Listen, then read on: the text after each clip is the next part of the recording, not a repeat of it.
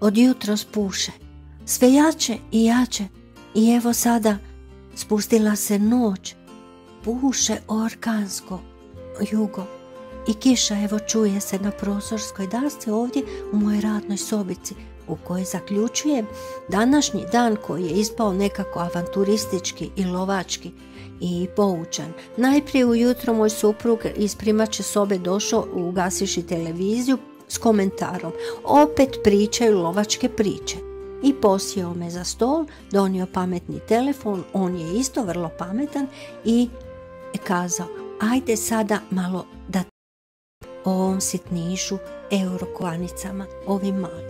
Ja nisam bila uopće zainteresirana, nije da ja patim za medom kojeg smo znali ostaviti kao manču u najdražem kafiću tu, ali sam si mislila, pa šta ću se zamarati sa tim stvarima, sa tim sitnišem, pa ko je to sad donio, imali smo svoje slavuje, svoje kune, svoje medeke i tako dalje. A i na kraju uvijek postoji kartica, ja ću se s njom dobro snaći, jer ja sam domaćica koja se ne boji peglati. A ne boji se ni kuhati, jer uza se ima savršenog master šefa. Dream team. Ja i moj sin. Danas smo odlučili lovačke pričice, to su zovu kiflići koji su mekani i pahuljasti kao snijeg, koji je na sveopće čudo iznenađenje pao jučer u Gorskom Kotaru i Lici. Bila su alarmantna i dramatična izvješća sa lica mjesta. Evo, konačno je pao snijeg. Siječanje, polovica siječnja. Tako da i kuhinja miriše, toplo je, tijesto je prekrasno, nadjev je lovački, šarf. Ima šunke, ima pancete, ima pikantnoga sira, ima karnišona i još nešto, ja nisam baš ja sam snimala pomalo. Napravili smo male zavijutke u koje mi stavljamo vedre priče.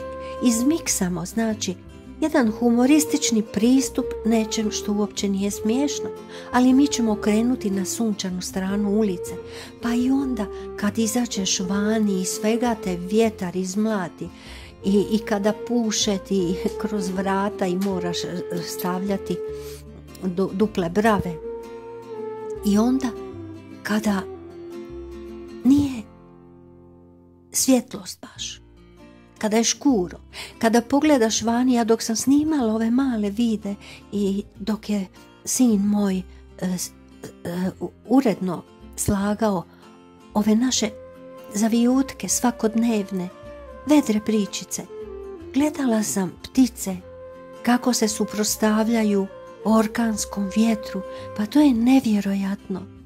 Ja sam ih čak i snimila, možda ovdje neće biti vidljivo na ovim mojim videozapisima. S kojom hrabrošću one lete kroz tu silu vjetra. To je nešto čudesno. I naravno, koja mi je rečenica i melodija prošla kroz glavu i cijelo vrijeme kao jedan audio motiv se vrti nježno. Blowing the wind. Kaže svevremenski Bob Dylan. Sad možda evo slaže se taj tekst sa ovim vjetrom koji je nad Splitom, koji diže more, koji moju narančicu, našu malu, želi skršiti. I mi usprko svemu tome mi pravimo male pričice i mekane kiflice. Kaže Bob Dylan, a mi kao male ptice usprkos svemu uz vjetar. Kaže koliko cesta čovjek mora hodati prije nego što ga nazovete čovjekom i koliko mora preploviti bijela golubica prije nego zaspi u pijesku. Da, i koliko puta topovske kugle moraju letjeti prije nego što zauvijek budu zabranjene. Odgovor, prijatelju, nosi vjetar. Odgovor je na vjetru. Da, i koliko godina mora postojati planina prije nego što se ispere do mora, i koliko godina neki ljudi mogu postojati prije nego što im se dopusti da budu slobodni. Da, i koliko puta čovjek može okrenuti glavu i pretvarati se da jednostavno ne vidi. Alo? Odgovor, prijatelju moj, nosi vjetar. Odgovor je na vjetru.